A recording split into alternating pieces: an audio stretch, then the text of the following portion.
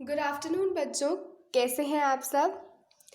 तो हम पढ़ रहे थे हाफ्स एंड क्वार्टर्स और पिछली क्लास में हमने क्वार्टर्स के बारे में जाना था। क्वार्टर्स क्या होता है? जब हम किसी चीज़ को 4 बराबर हिस्सों में बांटते हैं तो हमने उसे क्वार्टर्स में डिवाइड किया है। यानी कि अगर मेरे पास ये एक रोटी है तो अगर मैं उसका पहले आधा करूँ, आधा कैसे करना सिखाया था मैंने। पहले इसे ऐसे एक तरफ से फोल्ड करा तो ये हो गया है रोटी का आधा, और उसके बाद इसे यहीं से एक और बार आधा किया तो ये देखिए, ये आधे का आधा करने पर ये एक ऐसा टुकड़ा जो मुझे मिला, और इस टुकड़े को जब मैंने पूरी रोटी के लिए खोल के देखा तो मेरी रोटी 4 भागों में, बराबर भागों में डिवाइडेड है। तो क्या है मेरी रोटी? 4 इक्वल पार्ट्स में डिवाइडेड है मेरी रोटी। और मैंने यहाँ पर लिखा, और ये जो मेरी रोटी है ये एक हिस्सा 4 बराबर हिस्सों में डिवाइडेड है। ये वाली लाइन से और ये वाली लाइन से मेरी रोटी 4 बराबर हिस्सों में डिवाइडेड है, और इसका हर हिस्सा 1/4 हिस्सा है। यानी कि ये हिस्सा भी 1/4 है, ये हिस्सा भी 1/4 है, ये हिस्सा भी 1/4 है, और ये हिस्सा भी 1/4 है। और चारों हिस्सों, जब मैंने चारों हिस्से मिला दिए तो मेरे पास पूरी रोटी है। आप याद कीजिए बच्चों, पिछली बार हमने कैसे रोटी को अभय में, नंदिनी में, अमन में और आदर्श में हमने बराबर बराबर रोटी को बांटा था। तो देखिए, हमने पूरी रोटी को बिल्कुल बराबर बराबर बांटा था पिछली क्लास में। और अभय को कितनी रोटी मिली है? अभय को क्या मिला है? जब मैंने पूरी रोटी को 4 बराबर बराबर हिस्सों में बांट दिया तो अभय को मैंने एक ही हिस्सा दिया। यानी कि अभय को कितनी रोटी मिली है? अभय को 1/4 रोटी मिली है। यानी कि एक से तो कम है, लेकिन एक रोटी का टुकड़ा है। और वो कौन सा टुकड़ा है? हमने जब पूरी रोटी को बराबर 4 हिस्सों में बांटा, तो जो लाइन के नीचे क्या आता है फ्रैक्शन में, जब हम आता है कि पूरी रोटी को मैंने कितने बराबर हिस्सों में बांटा है, तो मैंने 4 बराबर हिस्सों में बांटा है। पूरी रोटी को मैंने 4 बराबर हिस्सों में बांटा, और अभय को कितना टुकड़ा मिला? उसका एक ही मिला है। तो मैं बोलूँगी कि अभय को रोटी का एक हिस्सा मिला है पूरी रोटी को जब मैंने 4 बराबर हिस्सों में बांटा। यानी कि अभय को 1/4 रोटी मिली है। और इसे हम नंबर में कैसे लिख सकते हैं? 1/4, यानी कि 1/4 रोटी। इसी तरह आदर्श को भी 1/4 रोटी मिली है, अमन को भी 1/4 रोटी मिली है, और नंदिनी को भी 1/4 रोटी ही मिली है। तो ये क्या है? ये है 1/4 रोटी का।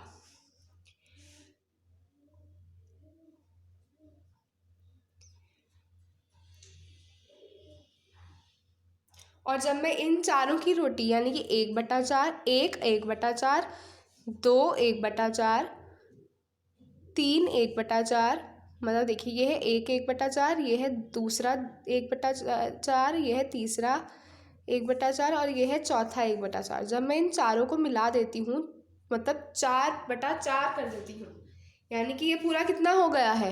ये पूरा हो गया है 4/4। जब मैं 4/4 कर देती हूँ तो मेरे पास पूरी रोटी आ जाती है ना। तो जब मैंने 4/4 किया तो मेरे पास पूरी की पूरी रोटी वापस आ गई। तो अब चलिए मैं आपसे कुछ और कहती हूँ करने को। अब अगर मेरे पास यही पूरी रोटी है, ठीक है, मैंने इसके 4 बराबर हिस्से किए, मुझसे कहा गया कि रोटी है, इसके 4 बराबर हिस्से कर दो। तो मैंने इस रोटी के 4 बराबर हिस्से कर दिए। देखिए, जो लाइन आपको दिख रही है, मैंने आपको वैसे करके दिखाया था। तो अब रोटी के 4 बराबर हिस्से तो हो गए हैं। तो अब मैं कह रही हूँ कि जो ये हिस्सा है, ये वाला, ये मतलब ये 1/4 हिस्सा है ना, ये वाला, ये 1/4, ये भी 1/4, तो मैं लिख देती हूँ, ये है 1/4 हिस्सा, ये भी है 1/4 हिस्सा, ये भी है 1/4 हिस्सा, और ये भी है 1/4 हिस्सा, यानी कि 1/4 हिस्सा। अब मैं कह रही हूँ कि मेरे पास ये 4 हिस्से हैं मेरे पास रोटी के, तो मैं ये वाला हिस्सा देना चाहती हूँ नंदिनी को, और ये वाला मैं हिस्सा लेना चाहती हूँ अमन को, और जो ये वाले दोनों हिस्से हैं ये भी मैं नंदिनी को ही देना चाहती हूँ, ठीक है। और अभय और आदर्श को मैं कुछ नहीं देना चाहती। अब मैं जो है 3 हिस्से जो है मैं नंदिनी को देना चाहती हूँ और अमन को 1 हिस्सा देना चाहती हूँ। यानी कि तो आप बता सकते हैं कि नंदिनी को कितने हिस्से मिले रोटी के। तो मैं लिखूँगी यहाँ पर नंदिनी को रोटी के कितने हिस्से मिले।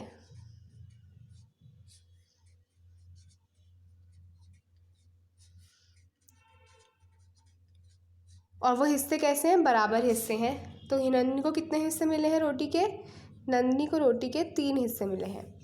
और पूरी रोटी के कितने हिस्से किए गए थे, पूरी रोटी के कितने बराबर हिस्से किए गए।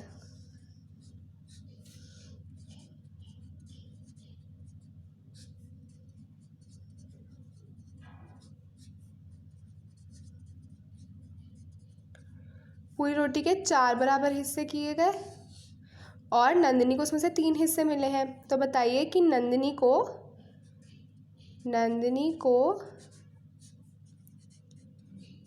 कितनी रोटी मिली।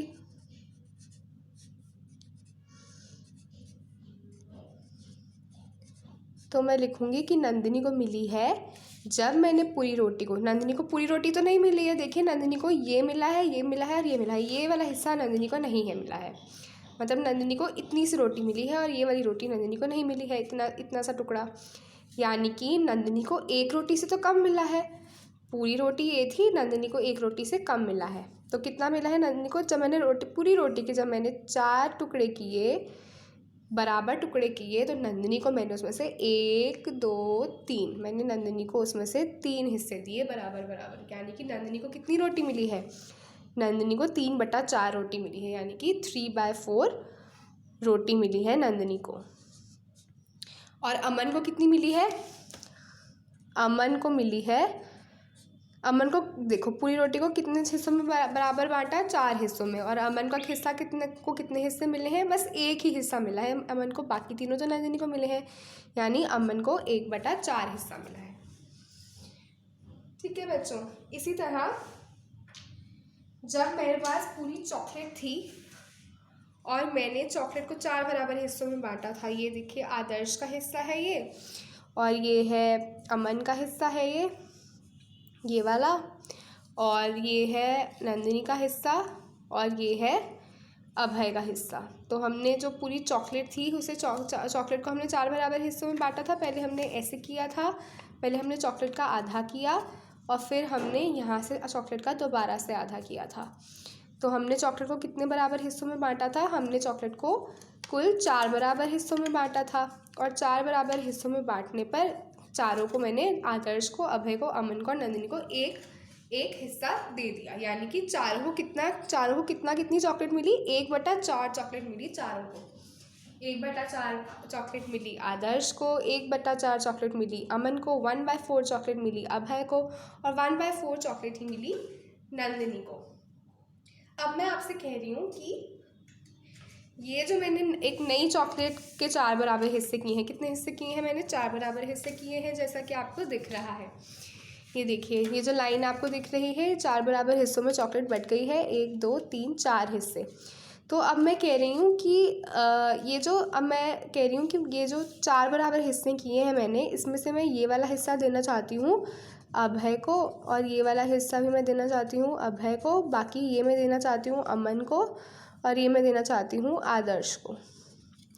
अब नंदिनी को कोई चॉकलेट नहीं मिल रही है, और 2 हिस्से जो हैं चॉकलेट के अभय को मिल रहे हैं, और 1 हिस्सा अमन को मिल रहा है, और 1 हिस्सा आदर्श को मिल रहा है।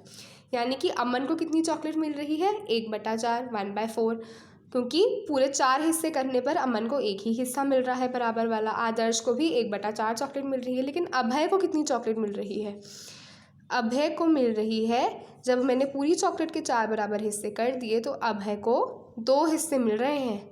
और क्या आप बता सकते हैं 2 हिस्से किसके बराबर हैं, जब मैं पूरी चॉकलेट का आधा करती हूँ, ये देखिए यहाँ से मैंने पूरी चॉकलेट का आधा कर दिया है, तो अभय को पूरी आधी चॉकलेट मिल रही है, यानी कि आधी, हाफ चॉकलेट मिल रही है अभय को। और आधी को हम कैसे लिख सकते हैं? आधी को हम लिख सकते हैं 1/2, यानी कि जब मैंने पूरी चॉकलेट को आधा आधा किया यानी जब मैंने उसको 2 बराबर हिस्सों में बांटा तो एक हिस्सा मैंने पूरा का पूरा उठा के अभय को दे दिया है, यानी कि अभय को मैंने आधी चॉकलेट दे दी है। बाकी की आधी का मैंने आधा बाकी की जो आधी चॉकलेट बची उसको मैंने फिर से आधा किया है, 2 बराबर हिस्सों में बांटा है और एक हिस्सा मैंने अमन को दिया है और एक हिस्सा मैंने आदर्श को दे दिया है। तो बच्चों इस तरह हमने अभय को, आदर्श को और सबको जो है चॉकलेट बांटी। अब आप इसे देखिए,